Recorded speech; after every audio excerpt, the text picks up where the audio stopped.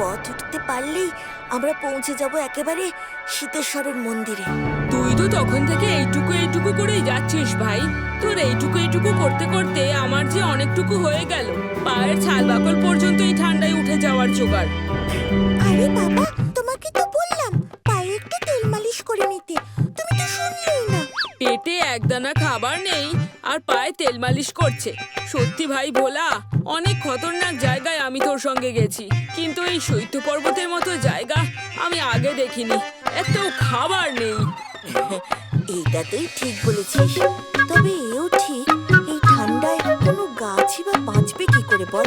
তোরা পড়ে আছিস খাওয়া নিয়ে, এদিকে আমার তো ঠান্ডায় পাকস্থলী যকৃৎ সব একেবারে জমে যাওয়ার জোগাড়। ওরে বাবা রে, এত ঠান্ডা জানলে বাড়ি থেকে বেরোবার সময় একেবারে কম্বলটা নিয়ে বেরোতাম। আর এখানে দাঁড়িয়ে জটলা না করে এবার ওপরের দিকে উঠতে শুরু কর। আমরা এতটা পথ যখন আসতে পেরেছি, দেখবি বাকি রাস্তাটাও আমরা ঠিক পেরিয়ে যাব।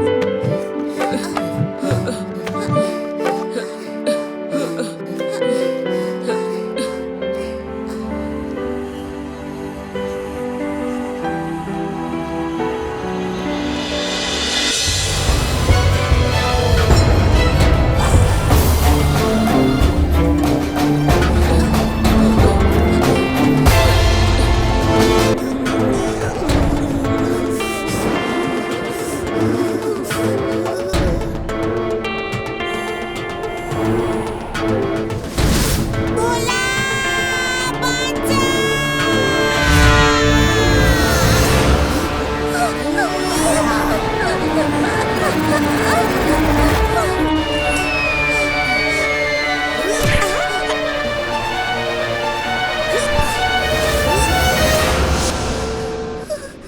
এইসব এতক্ষণ তো পথে এরকম কোনো বিপদ চোখে পড়েনি, তাহলে হঠাৎ এত বিপদ একসঙ্গে এলো কি করে? বিপদ ধেয়ে এলো নাকি তাকে পাঠানো হলো তা দেখে বুঝতে পারছি না রে। তবে আমার মনে হয় এই সবই কারোর ষড়যন্ত্র। কেউ চায় না আমরা বাবা সীতেশ্বরের মন্দিরে পৌঁছাই, কিন্তু আজ আমাদের কেউ আটকাতে পারবে না।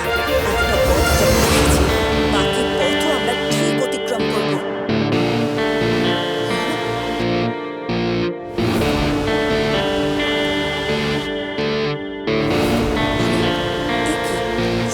কেউ যেন একজন নড়াচড়া করছে মনে হচ্ছে। তবে কি আমাদের বাধা দেওয়ার জন্য ওপরে কেউ দাঁড়িয়ে আছে? না না, আমাকে সবাইকে সাবধান করতে হবে। কিন্তু ওদের এখন এসব বললে ওরা তো আরো ঘাবড়ে যাবে।